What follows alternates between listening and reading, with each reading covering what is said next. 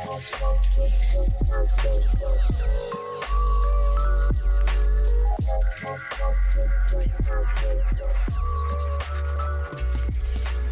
everybody, welcome back to Talkin' Tricks, and today is a very special episode.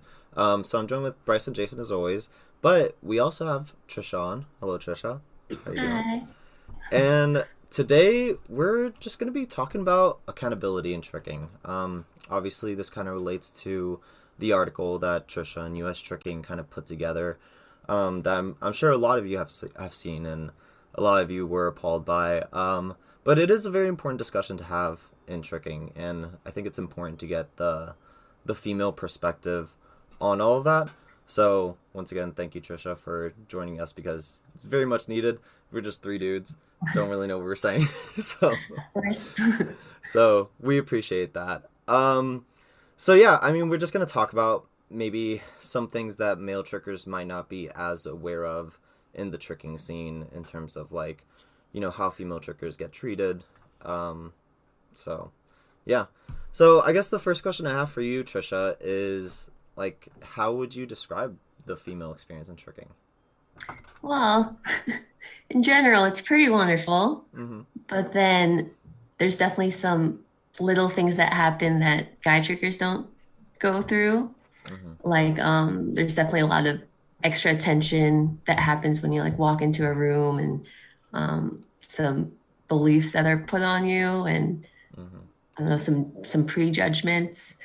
And yeah, I didn't notice all this happened for us until, like, I started talking to other female trickers about it and how we were treated. And then I talked to male trickers about it, and they're like, oh, I had no idea. I was like, wait, yeah, it is kind of like a war zone when I walk in, especially like when I first started coming in tricking, and I went into bigger gatherings. It was definitely a little intimidating walking in. How far into tricking would you say you recognize this? Well, it's like I started going to gatherings before I started tricking. So I was pretty invisible in the beginning. But then when I started actually doing flips, I guess when I started going to gatherings outside of my community, that really did it. So that was maybe like a year or two. I think the outside your community thing is definitely like a big part of it, because I mean, your community is just used to seeing you. Like, they're just like, okay, this is a tricker, this is someone I trick with. But outside of maybe certain insular communities, tricking is definitely male dominated. I mean, that's no secret. So yeah, it's gonna, I guess, be shocking for some reason to male trickers to, like, oh my gosh, a female is here. So yeah. To dive deep into something that Tricia mentioned during her answer there, actually, she brought up that there were certain beliefs that were tied to her as a female tricker, or other female trickers that she had also spoken with, I imagine, who had faced similar prejudices. Do you mind recounting any of those, or at least the most notable ones? I know something that I was super aware of in the beginning was everyone kept assuming I was someone's girlfriend, just coming in to watch that, or like I was there to, like, try to get some stuff, Right. try to get with somebody, I don't know. And yeah, I just felt like I always had to prove myself, even though I was, like, injured or tired. I was like, no, I have to do something so it looks like I'm actually here to trick, rather than just for attention or whatever. So. Right, almost like they're not taking it very seriously. And then what's most, like, alarming to me is the, like, to feel like you had to prove yourself is kind of, you know, concerning.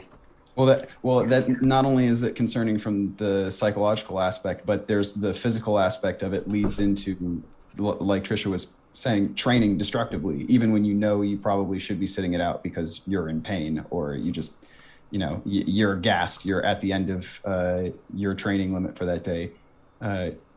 Training in addition to that to prove something to someone else, that's just silly. Not only because, that's bad for you to be in that place psychologically, but that's also how you get hurt, for sure. Oh, yeah. That's actually such a good point that I never thought about, is the proving yourself thing, because I guess the there's like a presumption of guiltiness. I guess is the best, for lack of a better word. Whenever a female gets in, it's like, oh, until proven otherwise, they're the girlfriend of a tricker, or they're just here to, do whatever, rather than like presuming that they're a tricker. And I think this is a very interesting dichotomy, because now that I'm like looking back on it, I'm like, I've been to a lot of gatherings where there have been male guests, like big name trickers, who will probably throw like 2 tricks the whole gathering. They'll just like sit and, and that's fine. Like, I'm not saying there's anything wrong with that.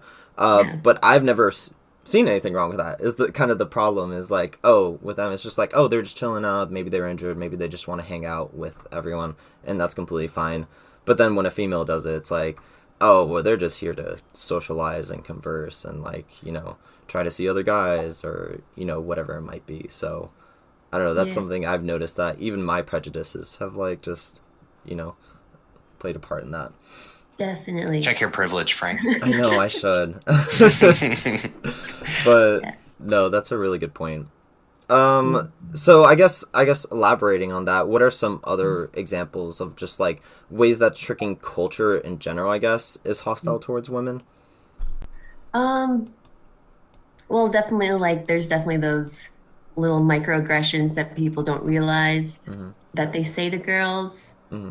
Just beliefs we've had over the years and never thought twice about. Like, people think that they're complimenting you, but they're really being a little condescending and they don't realize it. Okay, so actually really quick, let's define microaggression, because I feel like there might be some people in the audience that may not be as familiar with this term.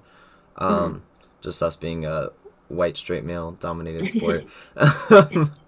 But I guess microaggression, to at least to me, from my understanding of it, is like kind of a subtle like knockdown of someone's character, if that makes any sense, based off of gender, race, whatever it might be, and the person might not even be aware of it. And I think actually in many cases they aren't, but they'll I think the principal example is actually the one Tricia has just brought up, which is the idea of like a backhanded compliment, which when done intentionally is obviously something that you would just do to be an asshole. But there are lots of people, and Tricia is arguing that it's sort of endemic to tricking culture to do this towards women without actually realizing that it's actually occurring. What are you had some really great examples of sorts of compliments as well. Yeah, and I always felt bad because I knew they meant well, and I didn't want to be like, "You're mean." That's not cool. Well, the typical one that I feel like society has kind of taken back is like when you say that was good for a girl. That was a big one. Or like when I see this a lot when people see that a girl is like better than them at something. They'd be like, "Oh, you're better than me." Yeah, when it's like, it should be presumed that I'm better, but like you're better, so that's crazy. Yeah. I don't know. Yeah, and like they could have been tricking forever, or they could have been like really athletic before that, and it's like, Right. It's like, I mean, you've been tricking for years, so yeah, of course you're gonna be at a certain level. Like that's just it. You're a tricker. So I think Bryce had a really good term for this. It was the bigotry of low expectations, basically. That's what it's called. Right, Bryce? Yeah, it was. Unfortunately, the person that I had to take it from was George Bush, but he said the soft bigotry of low expectations. So I think the correct way to state it here is just the straight up. That it's just the bigotry of low expectations, and it doesn't matter who you're applying it to. Whenever you're assuming a group of people is less capable than another and rewarding them based on that standard, that's clearly bigotry. I agree with that, and I like your point, Tricia, as well, of bringing up that they may not have meaned like harm by it, but that also doesn't kind of excuse it. It's just you need to be like just socially aware of kind of what you say and how to better navigate those situations. So it's still hurtful to people. And like the example of like, oh, she did this better than me, or X did this better than me, or whatever, is like is pretty common too. Like, I mean, I even say that pretty often about like not necessarily girl trickers, but one example was actually on one of our most recent recordings, Frank, where we were talking about young Nolan, who's on the come up, and I had expressed that he does front handsprings better than me, and like, as I said, I was like, oh shit, I did the thing. And, but it's, these are common things that are just going to happen. And like, for people who catch themselves doing it, you should be a little forgiving, not too hard on yourself, just kind of understand like why it is kind of messed up, and rather than, kind of be mad at the system in place. Mm-hmm. Yeah. And if you're just sitting there searching for something nice to say about someone and you can't think of it because you're worried about it, compliment the aspect of their technique that you appreciate. Mm-hmm. Like, that will never, if you like, all right, that thing about the trick that you're doing, this is what I like about it. Mm-hmm. That will never go wrong. Yeah. Or just say they did a good job. Yeah. Great job. Yeah. And if go wrong with that as well. My favorite thing is, if that's not enough, you can always just do the flame emojis. Flame emojis never go wrong. Yeah. Quick flex or two. I mean, that's universal. You can do the shapes like yellow, blue, and red. Just come down on everything. Yeah, I feel like a good filter for that is be like, would I say this to a male tricker? Mm-hmm. Absolutely. I was gonna actually bring that up, and it's kind of shitty that we have to say that, because the presumption behind the statement of would I say this to a male tricker is kind of presuming that the male tricker is the default position, and you should treat them as the default position, because I mean they are a tricker, but like, anything that gets us there, I guess.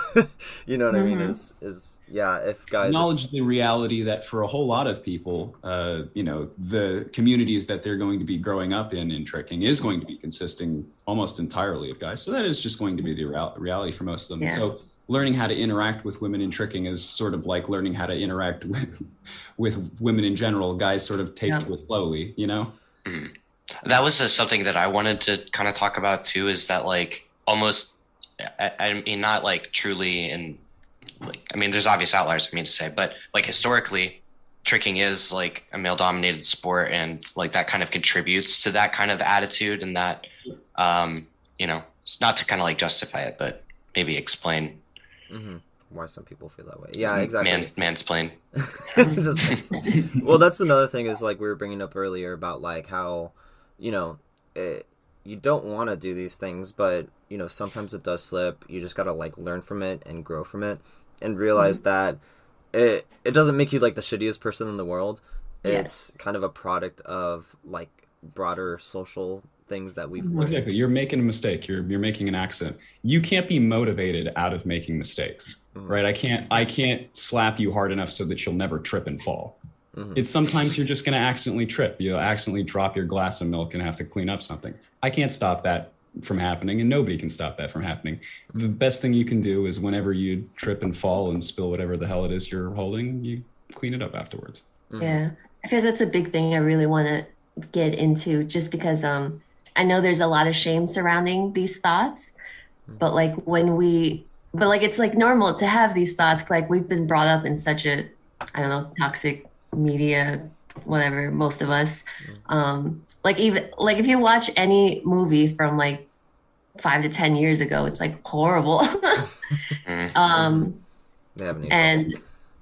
So like there's no need to shame yourself. We've been programmed to think this way. Now we just have to be aware of it so that we don't keep projecting that, like, right. Yeah. When we shame ourselves, like we create this defense mechanism to like blind us from those actions. And then that's going to prevent us from like growing from those mistakes. So yeah. And shaming yourself is exactly the least you could do when it comes to how to actually deal with the situation of having done something wrong. The absolute least you could possibly do, that is to do nothing to help the situation at all, is to just sit there and shame yourself. It doesn't help anything. Yeah. It's nothing done. Yeah, don't be one of those dudes that's like, oh yeah, men are trash. I'm such trash. I wish I wasn't a man. Like, it's just like, not helping anything at all. Yeah. Yeah, it's just kind of weird. But yeah. I actually, this kind of relates to the follow-up post that you had made after you submitted it. I think Euphoria posted it, and it was a slide of like common questions, and I really like some of them because those are some that I found myself asking myself, as well, or remember thinking. And, you were kind of like, it's okay to have these thoughts, basically just reiterating what you were saying there. Because I think the message initially got maybe a little misconstrued by some. So, yeah, I really like those posts as well. I think it normalized, like, thinking more about how you think, if that makes any sense. And you were allowed to say, like, yeah, I have had some of these fucked up thoughts, and not get completely ashamed for it. It's just it's just something you got to work on, is all. But I think any tricker that has read your blog post or is like listening to this episode right now is clearly making an active willing effort to change. So I mean, we appreciate you all for that, so thank you guys for listening for that. Yeah. And then, so I guess to move on, because I think this is kind of intertwined with the complimenting girls type of thing. And something I've always run into, and I kind of didn't even really understand fully, is this argument that girls have fundamentally different bodies than men, and so tricks are going to be different for men versus women, and they need to be treated different. They might even have different technique for things, and that's why it's impressive for a woman to do a double cork versus a man to do a double cork, or whatever it might be. And I've heard variations on this argument, like, to death. And like I said, I didn't even know kind of where I stood on it. I was like, I mean, is there a fundamentally, like, anatomical difference between men and women?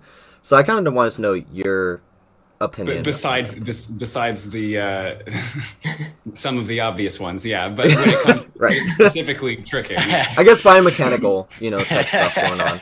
Yeah.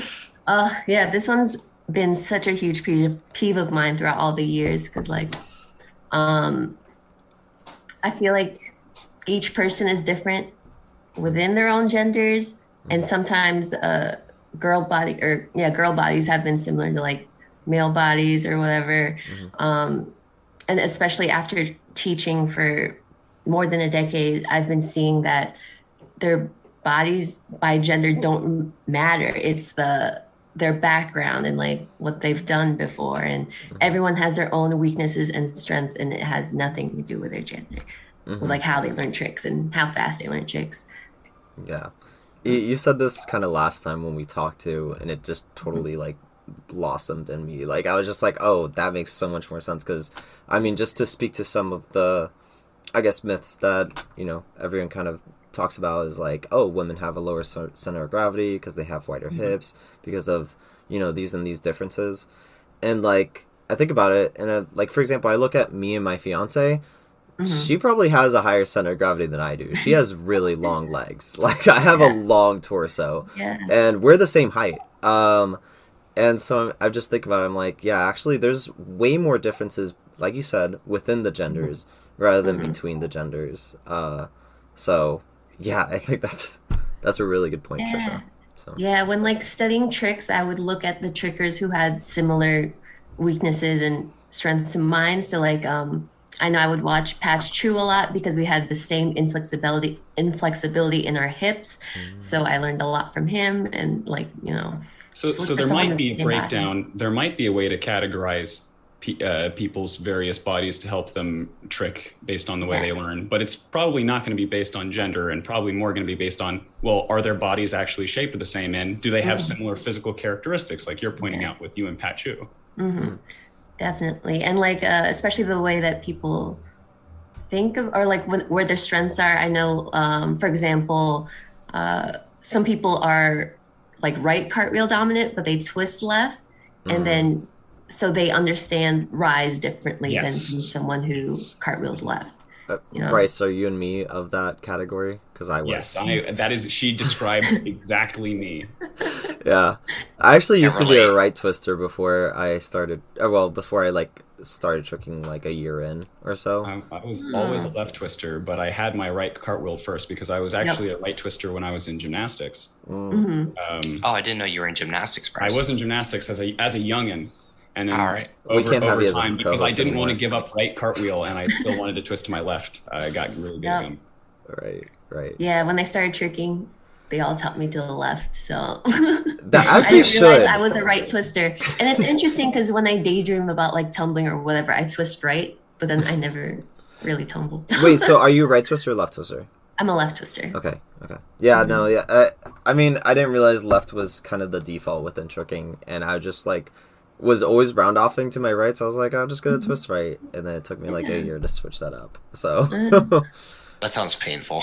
it was very painful actually. Unlearning twisting direction, yeah. After a year, and I got dub on my right side, and then switched. Get it. I know. I probably can't dub on my right side anymore, but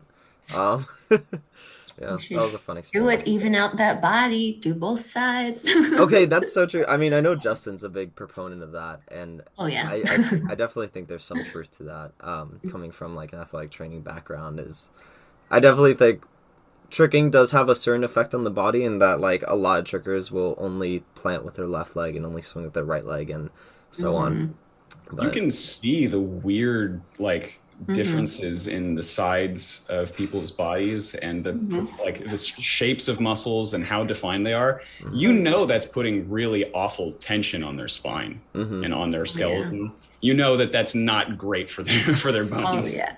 Oh my gosh. One time I had an appointment with an orthopedic doctor, and he was like the teacher type. So he had a bunch of students in there, and they were like, look at this back. You can see how tight it is on one side and all that. I was like, oh God. Oh, no. oh my Figured it god, out. that's such a nerd thing to do. I've literally done that with Isaiah. What? It's like this is a prime example of what not to be doing. Exactly. I was like, Do not be this person. Orthopedic surgeons come and tour your local tricking gym, just taking notes. Yeah, never do this. Recommend all of your patients. Orthopedic surgeons hate him. Oh man, we're all so screwed when we're older. Anyway, okay, so back to the topic at hand. Is there anything else you want to say about the body type before I move on to the next question, or? I guess we kind of covered it all. I don't know, wanting people to be aware of like, background matters. That's all. I agree, Don't be so quick to assume that just because someone is of a particular gender that that's going to dictate their body type and how they're going to be able to do certain tricks. Some people are tall, some people are short, some people are stocky and have all their weight in their legs, and some people just have big, broad ass shoulders. It's just the way it is. I mean, look at Jacoby. Like, dude has a giant upper body and still like triple quirks. It's kind of insane, actually. I love It's that man. dreamy, is what you mean to say. It is with his hair. Are you kidding me? Oof! What a dream, man. Anyway, so the next question revolves around the term TGS, and this is, I guess, a very harmful. I mean, not I guess. It is a very harmful term that has pervaded tricking for a while now. Like I remember hearing it back in the day all the time. I don't know, Tricia, how in depth you want me to go into like defining TGS or anything like that, or did you just want to leave it at that? We can say it so that people know what we're talking about. Okay. Yeah. So like TGS, for those who don't know, means like tricker girl slut, and I mean, I believe it's tricker groupie slut. Oh really? I thought it was tricker girl. Okay. Well. That was tricker girl. I don't know. I Whatever. think- Either way, it's derogatory towards women. Yeah, I think they both kind of give off the same Yeah, the connotation. same sort of general vibe. The misogynistic I hate women thing. Yeah. Still present in both, don't worry. I've always seen this. I mean, I've always been kind of anti slut shaming. So like to me, I've always heard this term and kind of winced and like been like, oh, this is like just a way for us to shame women on what they do with their bodies. But I guess what's your view on the whole, term TGS on the community and specifically to women? Yeah, it was definitely super annoying when it first came out, because that just added to like me feeling like I had to prove myself and prove it for the girls in the community. Yeah, I felt bad whenever a girl came in and like the littlest thing she did, they'd be like, oh, she's a TGS or whatever, and I'd be like, no, just give her the freedom to train and become the tricker that she can be. It was just really frustrating. But, I think it goes back to the like guilty until proven innocent thing. It's like, okay, she's a Prejudging everybody. Yeah, like she's a TGS until proven otherwise. And even then, like it's like a constant. It's like you're renewing your license. Like you have to constantly prove that you're not a TGS. Yeah. It's just like, I mean, I'm sure it never goes away, but yeah. I mean, I'm just not really a big fan of this term because to me, it's like even if a girl like did want to, you know, like have sex with a man, like consensual sex, like why is that a bad thing? Because we applaud men all the time for it. You know what I mean? It's like if a guy wants to have sex with a girl, we're like, oh yeah, bro, do it. Like that sounds awesome, and like you know, like we egg that on. But as soon as a girl does giving it, us his conversation with his boys here. You're what? So Yeah, just Frank very giving us his conversations with his boys here. It's exactly how it goes. Oh yeah, Word for word. Yeah, You sound like Morty while you're doing it. but yeah, but then when it comes to women, it's like, oh, they have sex with one man. It's like, oh wow, she's a TGS, you know, whatever it might be. So I don't know. It's just a super harmful term. So yeah, I don't know. Yeah, and it totally ignores the fact that like if a guy triggers doing that, it's not, you know, the complete double standard. So. Yeah. They're just not a slut. So Yeah, instantly free of that. Yeah, we never hear about the guy that has sex with multiple female Right. triggers, you know. Oh, we hear about it. We just, you know, applaud it. So Yeah. so it's definitely a very different thing. I don't know.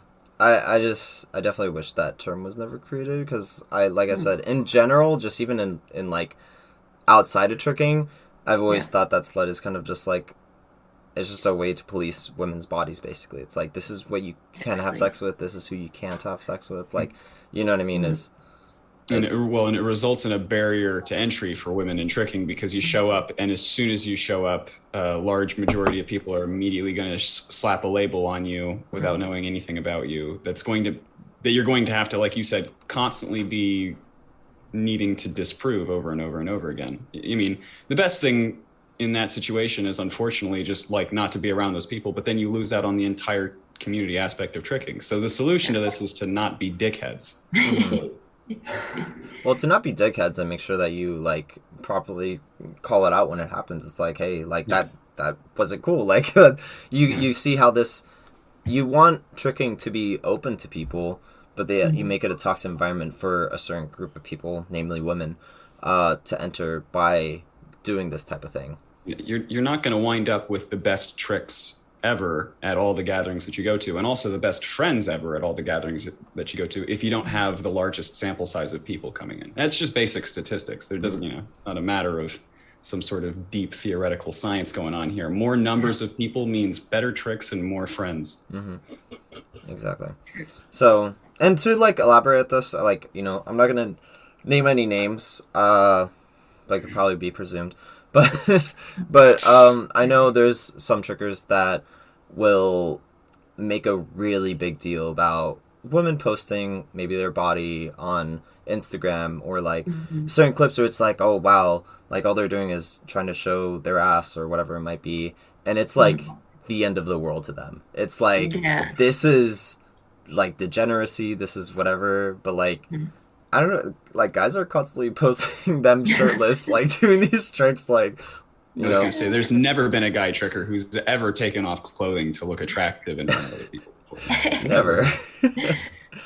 So, I don't know. But it's okay when it's men. It's almost a little... Almost compulsory, really. It's almost a little homoerotic, like...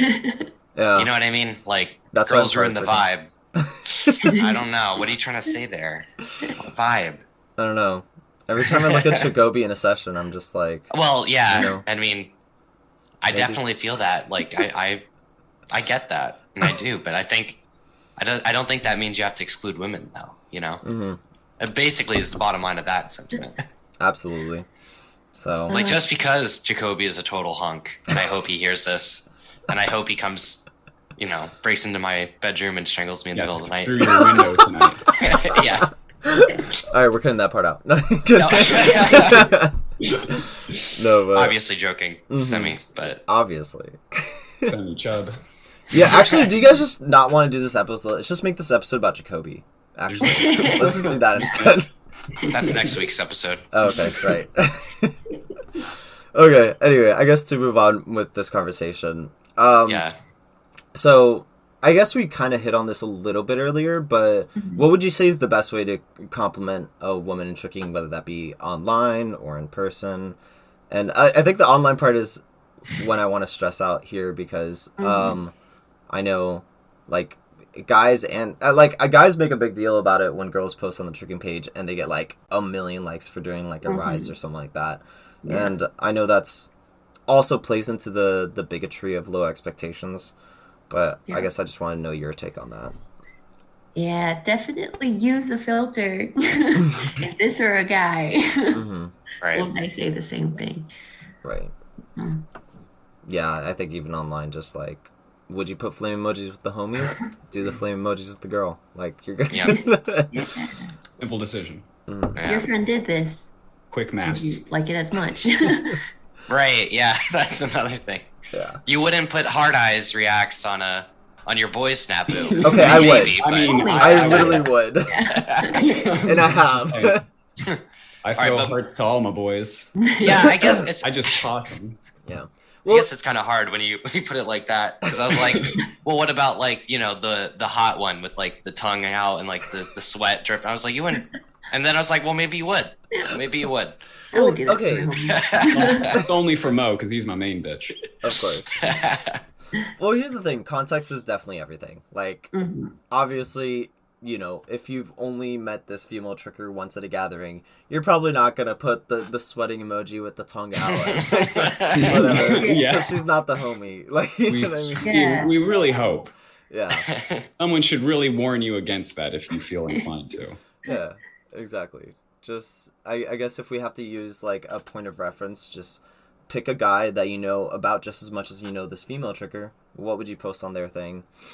And I think even Bryce brought up a really good point earlier about just compliment their technique. You can never go wrong with that. Just be like, oh, I love that your kick went out here at this specific point and made it look super snappy. Like, that was awesome. Or something like that. Like, holy shit, your extension is unreal. Yeah. Literally. Good one. Yeah, or good job, nice. High five. But yeah, flame emoji, like it's just good. If really, that's just should just be your fallback. Like, if you think, if this is like you're typing your comment and you think to yourself, is this creepy? Just go ahead, backspace it all. Just put a couple flames. You're done. Yeah, how about this? Let's just not leave any unique comments whatsoever. Let's just only do flame emojis from now on all tricking videos. That's all we're doing. Pretty sure that's what I do. Flames, hearts, Yeah. Yep. strong arm. It's strong. Yeah, the flex. The You flex. can never go wrong Yeah. with that. Oh my gosh. But okay, so I know on your blog post, Tricia, you definitely hit on a lot of the, like, I guess crazier stuff that happens to female trickers. And I remember us talking last time when we were like planning this episode about the fact that, you know, this is like a minority of trickers. Like you obviously are part of the community still. You still really love the community. This is a small number of trickers. And the majority of trickers are mostly pretty nice and maybe have like some of these microaggressions or whatever. Yeah. So, you know, you focused on more of the really hard-hitting stuff in your blog, so I guess this was more of an episode to focus on the more subtle ways. So I guess, do you have any other, like, I know we hit on this a lot, so it's fine if you don't, but what are some of the other subtle ways that normal everyday trickers contribute to making tricking a toxic place? So I asked some other girls to see what they have experienced. But let's see. One of them was like, if people find out like I trick, they ask me what tricks I can do. As if I can name all the tricks I can do. And, like, I've been tricking for so long. Like, what? Well, let me give you the curriculum. Like, this is what I can do. Yeah, that's basically like, that's kind of related to the, you know, checking your credentials kind of thing. Like, kind of fucked up. Let me see your license. Yeah. I didn't even think of that. Like, the fact that someone is like presuming that you can name your whole arsenal, because like, good God, yeah, no, seriously, walk up, name your entire Tricadex. We're gonna be here for a minute. You got a chair? Here's the thing, honestly. Is it current or is it like all time too? Because there's things that I used to do that I, you know. Right. Of course, I keep it up to date. But no, even like, honestly, even like 7 months or 8 months into tricking, I probably still couldn't name all the tricks I did. Like, they were simple, but like, I could do scoot, I could do D-leg, I could do like, I can't name all of them. So to presume that someone can means like you think that they just started like a few days ago or some shit. Yeah, exactly. Well, that too, and it's like, if you're new to tricking, I don't really expect you to know the names of all the tricks, especially not all of the basic tricks. I mean, I expect you to know the name of like the most common tricks that you do, maybe like cartwheel, but you know, like I'm definitely not gonna like expect you to be able to list everything, you know, like that's excessive even for male trickers. Like you would never ask another male tricker. If we're going to make like the charitable assumption, charity here being what is the most positive assumption we can make on the intentions of the person asking the question, it would be that what they are really interested in here, not necessarily gatekeeping this individual, but finding out what exactly, like what is the flavor of tricker that they're talking to, what is their genre, what is their style, and the much easier question to ask. That's a lot less derogatory is like, what are some of your favorite tricks to do? Yeah. Easy to eat. It won't be a list that's like 3 years long. You won't have to sit there and listen to their life story in order to find out what it is. Yeah. And it'll be fast. And everybody wants to tell you what their favorite tricks are. Of course. All trickers want to tell you what their favorite tricks to do. I know yours is Gumby, Bryce. I actually was just thinking about it just now, and I'm like, the current versus all-time arsenal, and I'm like, I could actually list my current arsenal. It's TDR, Cork, Cheat 9. So it's like, that's it. All right. All you need. Yeah. Hell yeah, baby. Essentials, actually. The tricking starter pack is how I like to refer to it. Macronutrients. Yeah, exactly. Oh my gosh. Okay. So, did you have any other examples that other people gave you? Okay. I'm cool. I'm so sorry to have derailed that. Oh no, it's okay. Something that kept happening when I first started tricking was like instant comparison to other female trickers, and it just made no sense. Like, there's two tiers of tricking, basically, male, female. Exactly. Like I would post a trick or something on back when there were tricks tutorials, and then someone would be like, Mackenzie Emery is better than you. And I'm like, what's the point of saying that? Oh my God.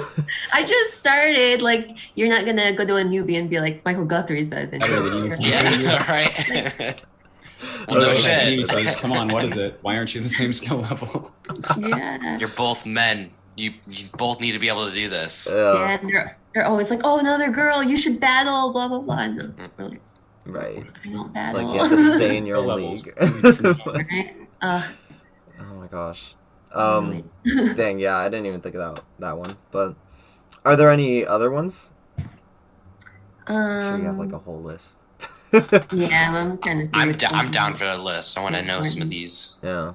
No, these are honestly interesting to hear, because some of them I'm just like, I've heard some of these before and previously didn't think too much of it. So, yeah. And some of it's just like another way to repackage like pre-existing like comments or, you know, shitty derogatory statements. You know, they're just another way to like present them. But it is still good to hear. If we're being charitable, like the chance is very good most of the time, because we're talking about trickers. These are like very friendly, social, fun-loving people. The chances they're not trying to be mean. They are doing something with really good intentions at heart. And if they just knew the right way to do it, that would bring across that friendly energy they're trying to bring across, they would gladly do it. It's just a matter of knowing it in the moment and having something that you're so used to doing that it's coming to you naturally. Yeah, and I think it would be good for everyone to hear these kind of comments as well. So yeah, we just touched on a few of them earlier about like, whoa, she's better than me, or this one we talked about before when like someone would say, oh, guys don't do that, like trying to compliment them, like, oh, that was really strong and whatever. Right. Right. Yeah, I think there's one I remember you bringing up last time that was like, oh, even guys don't 540 like that. Like, oh, you're 540 even better than a guy. That's impressive because girls don't 540 like that. So. Yeah. Dang. Yeah. And then just put down like extra praise we would get. Yeah, I imagine lavishing a tremendous amount of praise for those guys who are doing it, who might potentially think they're being nice out of the bigotry of low expectations. I imagine it just feels very patronizing. Yeah. Well, there's even like the nice guy types, which I mean, yeah. I personally haven't seen firsthand tricking, but I'm also not a girl in tricking, so I don't know. But guys that will like basically compliment a woman and be super nice to them, and then get upset when they feel like they were owed, either romance, they're owed some sort of reciprocal, or something like that. Yeah, that sounds like my life.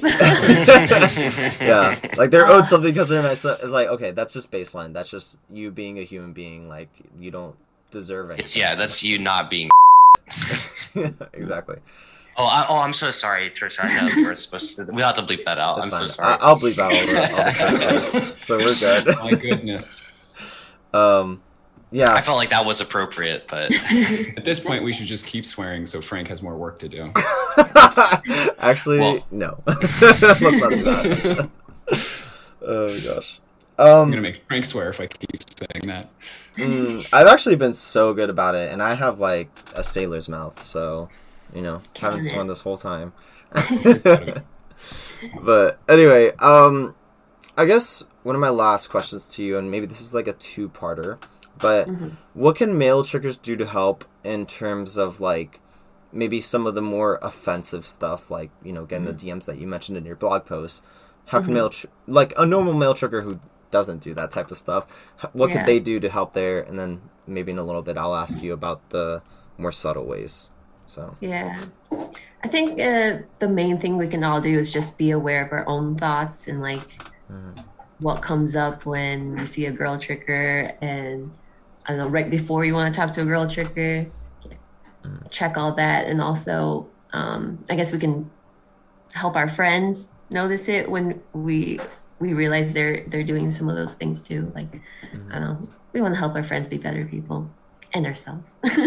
So I agree. So especially the friend thing. I feel like some of us think that like, oh, to be a friend is just to like say yes to everything someone says, but to be a true good friend, at least I would hope that my friends would like call me out when I'm doing something that they think is like not right, or they think is like socially inappropriate. Like they're like, obviously in a nice way, but like, hey, like, that's kind of not cool. Like, this is maybe some way you could do it differently. Like, just kind of being supportive with it, but also like telling them where they went wrong. I think is the best thing you could do to a fellow friend, and that's something that I think can make really big impacts in tricking if everyone plays their part in doing that and being super aware of like what is happening culturally in tricking. So exactly. Yeah, like you don't have to be mean about it, you don't have to shame them about it, just let them know, let them realize, because I feel like when people realize, they always want to try to be a better person, most of the time. Most of the time. Except for those niche cases. Yeah. Their feelings might be hurt for a second, but then they'll get over it. They'll learn from it. Yeah, of course. I think overall it's going to be a net benefit for them and for everyone in the community and for women, especially. So they would definitely benefit from that.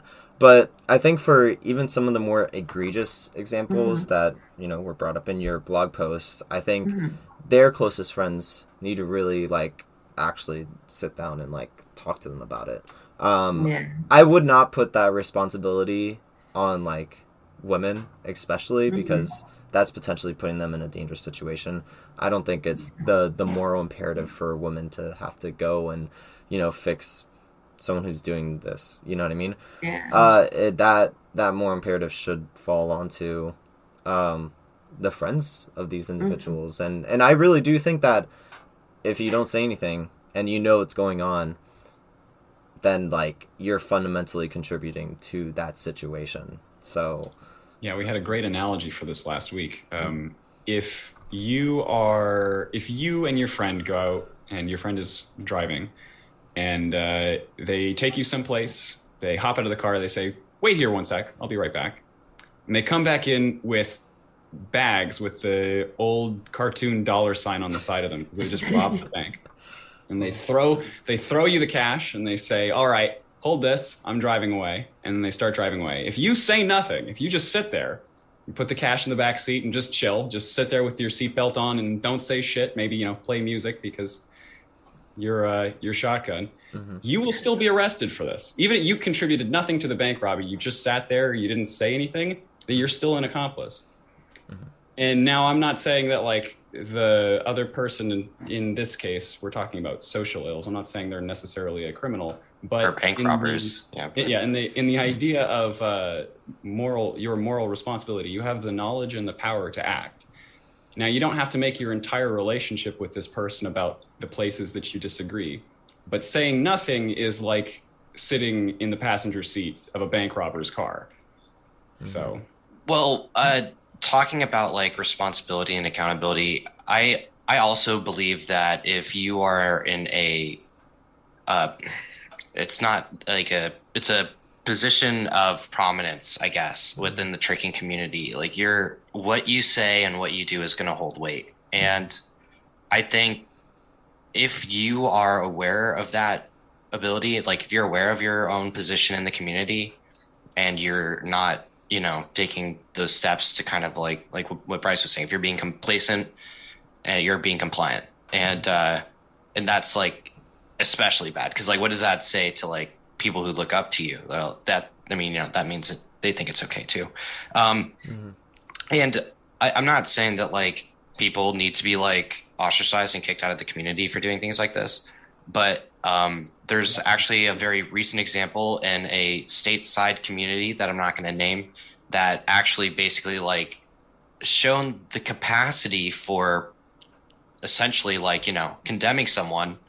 And in fact, like going maybe even too far and removing them from the community. Like we've seen that like that something like that is like possible. And I don't think that that's necessary, but like, I mean, that's a lot of power though. Yeah. They're holding that person accountable despite them being like one of the best. Yeah, exactly. We have an example of someone being held accountable for something that is, yes, very wrong.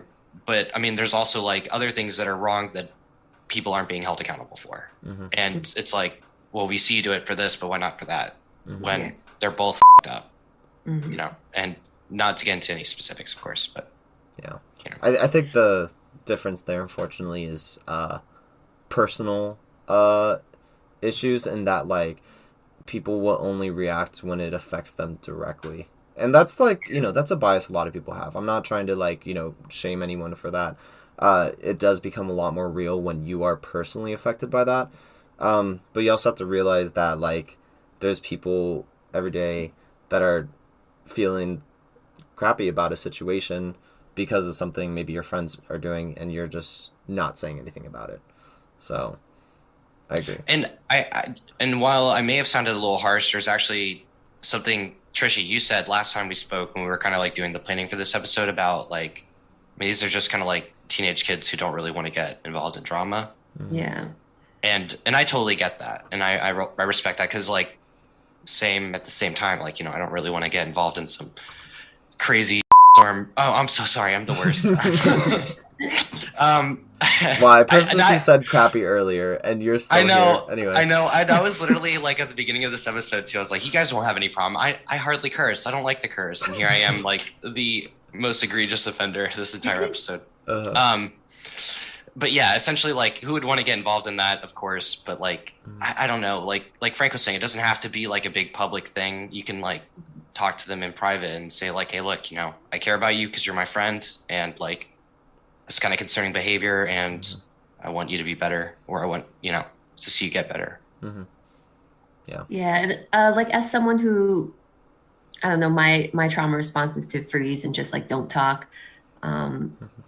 So when people, I guess, say something bad, I've been trying to get myself to talk, and like I could just say little things like, "Are you sure you want to think that?" or like, just like little things like that could even help, like just to get them to think or rethink about what they just said or what they're doing. You know? I read something about that. It was like when someone says something like outlandish, you're supposed to ask them like, or like, what's funny about that, Like or something, you know? joke. Yeah. Yeah, exactly. Can you explain that to me? It's a good response. Yeah, to disarm the opponent there. Mm-hmm. Yeah, get them to really think about what just. Because then they have to engage with like why it's funny and why it's actually kind of screwed up.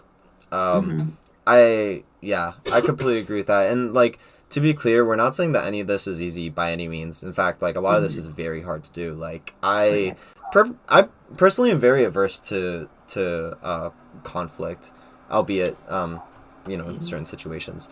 But for the most part, I don't like to make people upset. So it is a very hard thing for me to, tell people like, hey, like maybe this isn't okay.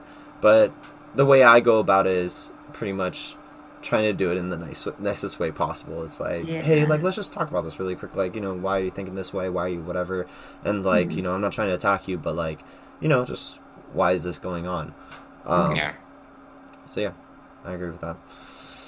Yeah. So okay, awesome. I mean, do you guys have anything else to add? I think I got all of what I needed to say about the topic out. I think the last thing I would add with the ostracization, we talked about ostracizing earlier. We're definitely not advocates of that, or at least I'm not. I wanted to go back and say that, like, I'm not saying that any particular individual needs to be like excommunicated from tricking or their local community or anything like that. In fact, I think that's pretty extreme, even for personal things. But I kind of like at the same time I get it too. But Bryce brought up a good point that it tends to make people more extreme. Rather than it doesn't solve the root of the problem. It generally causes the individual to just take a more radical stance from whatever they were usually doing. The solution oftentimes, even though it is obviously going to be the more difficult path for all involved, is to not cut ties with the individual, but to actually have those conversations with friends that we were talking about earlier that are going to be difficult and are going to involve having disagreements. But once again, it doesn't need to be your whole life. This doesn't need to be your whole friendship. You can still have your normal, personal time that's quality that you don't spend talking about these things, but you should also be talking about these things some of the time. Definitely. Yeah, I'm very not about the cancel culture at all, because I feel like that stops people from growing, like just like you said, Bryce. So when I was writing the article, I was trying to figure out ways to not be like that, because I feel like I see a lot of angry feminists that are always like blaming men and like saying that it's their fault for everything, but like I don't believe in that. Like how are we going to help the men then be better? Like you just kind of cut them off, but then nothing happens. It's certainly not going to be through a conversation with them. Yeah. When you start like that. Yeah, I think the coolest thing that happened from the article is there were a few guys who spoke out against it, but like I talked to them like human beings, I connected with them, and then we kind of came to the same understanding eventually. And I'm like, you can change people's minds on the internet. Like strangely you can help enough, people the learn. reason debate actually works. You can just ask people what their ideas are, and if you stay calm and discuss them, and they're also willing and interested in learning what your ideas are, then things work out. People need to stop being like, well, you disagree with me, you are evil. Exactly. Yeah, exactly. You are just instant awful darkness. Like, no. They could just have different life experiences than you. Easily, yep. I agree. All I ask of the audience is just approach all of these discussions with an open mind, try to see the other side of the situation, and see if you can really like learn something from it. And I think you'd be surprised with how much you can learn. Like even me, I consider myself pretty socially aware, like that, politics and all that stuff is a very interesting topic to me, so I've always been very involved with it. I still learn stuff all the time, like even just talking to you, Tricia, like during planning this episode and making this episode, both times I've learned new stuff. So yeah, keep an open mind. Even if you think you know everything, you definitely don't. You never know everything. Yeah. And I actually did have one last comment about something earlier I think you were saying, Jason, about people wanting to stay out of controversy or something that's politicized, is that you have to realize that not taking a stance is also taking a stance, and that it's very easy as, like, you know, a male in society, and probably a privileged one at that, to be apolitical, because your identity is fundamentally apolitical. But there are people out there, like, you know, women, like, their whole identity is kind of wrapped in politics, like, you know, just different groups of people, like, you know, gay people, the black community, like, their identities are fundamentally wrapped in politics, and they cannot, like, escape that. So you being able to not take a stance is just, like, demonstrating your privilege, and you have to kind of make sure you use that in the right way, if that makes any sense. I don't know if you guys agree with that, but yeah. Yeah, I was actually thinking about how some people may interpret, when you were talking about how, like, to approach these kind of conversations in this episode with, like, an open mind, how, like, this kind of establishes our stance, you know, on, like, in some people's minds. Like, I don't even think it should be like a stance you have to take. It should just be kind of like a, you know, these are just human beings, like, just some decency, respect is all we ask for. It's like, really not that hard. Yeah, like, I mean, it isn't. I don't know why you have to be like, no, they can't have equal respect or anything. Like, it's so fucking, so sorry, Frank. No, you're good. But that's all I had to say. If you guys are done, then we can wrap this up. Sweet. Yeah, I just want to say thanks so much, Tricia, for being on and talking to us about this. Like Frank said, we're just three dudes. You got no idea. And, like, I mean, it really means a lot that you would come on and help kind of, like, explain some more of your stance and help our viewers understand more what we could do to kind of improve the situation for women in tricking.